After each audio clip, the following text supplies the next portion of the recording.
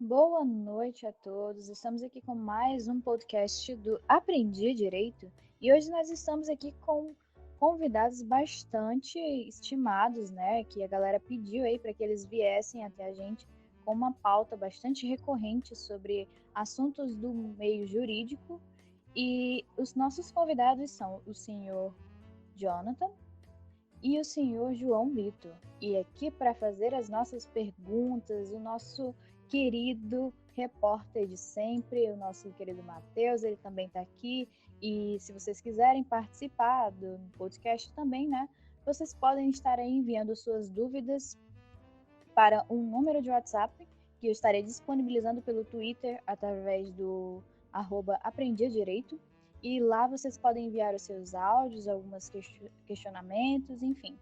O que vocês quiserem saber aí, eles podem estar explanando para vocês. Espero que vocês sejam bem-vindos, sintam-se em casa. O Aprendi Direito está de portas abertas para poder conversarmos um pouco sobre esses assuntos, né, que são bastante recorrentes para a sociedade. E fiquem à vontade, sejam bem-vindos.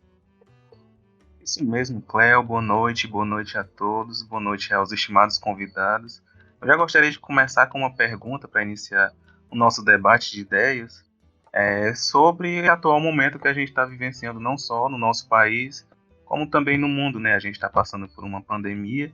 Eu gostaria de saber com vocês, como vocês dois acreditam que essa pandemia deve ser encarada de acordo com as leis.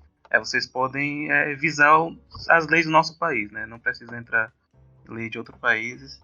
Podemos começar por você, doutor João Vitor. Olá, muito boa noite a todos os ouvintes do podcast Aprendi Direito. Muito boa noite a Cléo, ao Matheus. Agradeço demais pelo convite a vir aqui discutir, né, debater sobre essa grande crise que a gente vem passando do coronavírus. Quero também saudar a presença do meu ilustre amigo da área jurídica, Jonathan. E vamos lá. Em meu ponto de vista, a gente não deve somente analisar as leis como elas estão pré-determinadas. E isso não só hoje, em tempos de coronavírus, mas no direito em si a gente deve fazer essa hermenêutica jurídica, essa interpretação da lei. Ou seja, cada fato social, ele possui contexto, ele possui camadas sociais, e a gente deve analisar isso, e não somente analisar a ação do sujeito. Quando a gente analisa a ação, somente a ação do sujeito, a gente causa muita injustiça. Um exemplo disso é a questão do furto famélico e de um furto mesmo costumeiro. No furto famélico, a gente tem um indivíduo que furta por necessidades. É diferente de um furto mesmo, né, que o indivíduo não está passando necessidade, ele realmente furta por furtar. E acaba que muitas vezes não tem essa diferenciação e os indivíduos que praticam esse furto por necessidade acabam passando pelo mesmo julgamento que um furto mesmo costumeiro, que eu acredito que não seja nada certo. A gente precisa analisar o contexto social, a gente precisa analisar a camada social e o que levou esse indivíduo a fazer tal ação, e não somente julgar essa ação, pois o direito, ao julgar somente a ação do indivíduo, ele passa a cometer muitas injustiças. Então, principalmente nesses períodos em que estava indo superfaturamento de álcool em gel, de máscaras, de comida, muitas pessoas estão inacessíveis a esses recursos e estão tendo que furtar para poder sobreviver. Né? Esse período é um período de crise e a gente deve sim prestar atenção nisso. Lógico, não deixar todo furto que tem essas prerrogativas se passar por furto famélico, a gente tem que ter esse cuidado, mas, como eu disse, analisando cada caso, a gente consegue diferenciar sim se o indivíduo possuía necessidades ou não. Então, acredito que essa seja a minha opinião.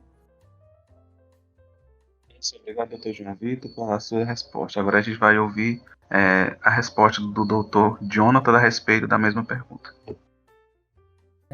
Obrigado, Matheus. Boa noite a todos. Eu gostaria de enfatizar que o ponto de vista de um jurista moderno, ele deve estar ciente e de acordo com o que já está pré-estabelecido na norma. Essas questões extremamente particulares, como contexto social, na aplicação não devem receber tamanha atenção, tendo em vista que deve ser cumprida à risca. Exemplo disso seria sobre o furto famélico. Se seguimos como pretexto as necessidades, muitos indivíduos passariam a furtar, alegando estarem passando pela mesma situação, o que geraria uma abertura para infrações dessa especificidade. Ok, obrigado, Dr. Jonathan, Dr. João Vitor, pelas suas respostas a respeito da primeira pergunta. E agora a gente vai dar continuidade, passando para a segunda pergunta. Dessa vez a gente vai começar a resposta pelo Dr. Jonathan. A gente quer saber assim acerca do que nós estamos vivenciando. Nós, como sociedade, acabamos por necessitar de respaldo maior em virtude do contexto em que cada um está inserido. E eu gostaria de saber o que vocês têm a dizer sobre isso. Certo, Matheus.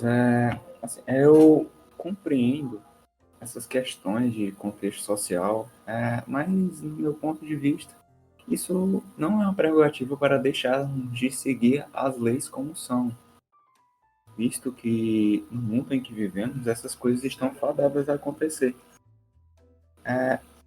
O isolamento social, ele retira o direito de ir e vir das pessoas, que é o direito natural presente nas leis, que já são pré-determinadas. E, para mim, isso deve ser analisado, julgado, criticamente a fundo, de descobrir se não está havendo injustiça contra a população pelo descumprimento de uma prerrogativa. Obrigado, Dr. Jonathan. Agradeço a sua resposta e vou passar para as considerações do Dr. João Vitor sobre a mesma pergunta. Pronto, acredito que essa seja uma excelente pergunta. Não só porque estamos em um período de pandemia e que as classes sociais elas devem ser muito levadas em conta, mas porque esse é um assunto pertinente a todo momento, né? A gente precisa utilizar desse assunto a todo momento, que é a questão da desregularidade nas camadas sociais. Como assim? Vamos elaborar uma pirâmide, né, onde nós temos os empresários, essas pessoas que estão mais acima, e embaixo mais os trabalhadores, enfim. Essas pessoas são totalmente tratadas de diferentes formas, principalmente durante essa pandemia, pois os que estão mais acima na pirâmide, no topo dela, têm condições de segurar, por exemplo, 2, 3 meses em casa, cuidando de seus filhos, com uma renda suficiente para aguentar. Mas essas pessoas que estão mais abaixo, elas não têm condições de se sustentar. E às vezes não só o auxílio do governo vai conseguir ajudar essas pessoas. Sem contar que o auxílio emergencial de R$600 por 3 meses, eles não compreendem todo mundo, né? Não compreendem toda a sociedade que necessita desses bens. E, inclusive a gente vê diversos conflitos havendo na questão da liberação desse auxílio emergencial. E isso é uma questão que está sendo muito debatida, né?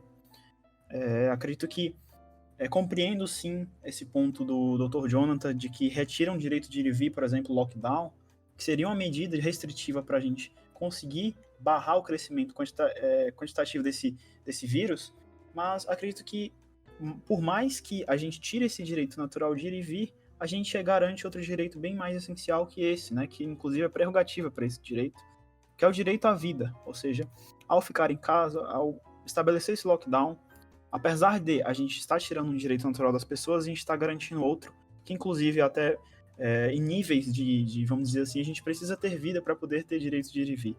Acredito que essa seja minha opinião quanto a isso, que a gente deve analisar cada camada social da forma que ela é e tratar cada da forma que ela deve ser tratada. Claro, não prejudicando uma nem outra, né? Não é porque uma está acima e outra está embaixo que eu vou dar privilégios.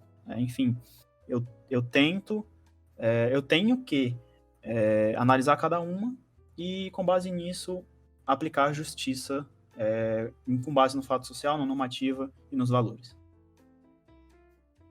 Obrigado, Dr. João Vitor, Dr. Jonathan, pelas suas respostas. Agora eu vou voltar a palavra para a minha colega Cleo, que ela está de olho nas redes sociais e está tendo um debate bem aflorado lá. É isso, Cleo? Exatamente, eu estava vendo aqui no nosso Twitter, né, que estão bombando aqui algumas informações acerca do que foi discutido, né, os nossos ouvintes, eles querem saber, e eu tenho aqui um áudio da Elisiane. ela tem algo muito importante também para contribuir com o que nós estamos retratando aqui no nosso Aprendi Direito.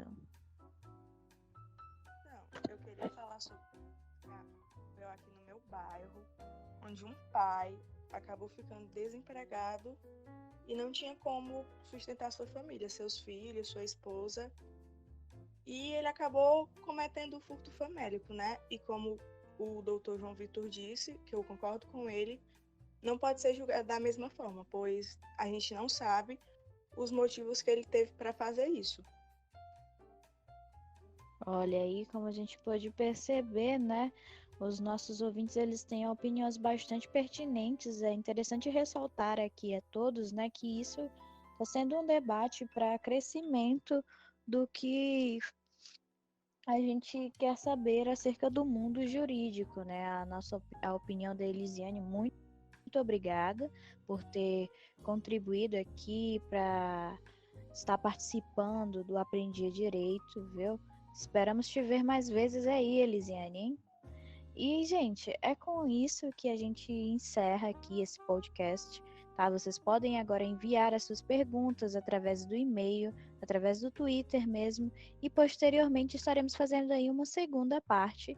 Agradecemos também o patrocínio da Faculdade Princesa do Oeste e, inclusive, ao professor Flávio, que nos fez a questão de levar essa pauta aqui para ser debatida conosco. E nós trazemos isso para vocês. Espero que todos tenham gostado. Obrigada, doutor João Vitor. Obrigada, doutor Jonathan. Obrigada, meu querido Matheus, que sempre está aqui conosco, né? Para fazer as suas entrevistas, fazer as suas perguntas. E agradeço a todos e tenham uma boa noite.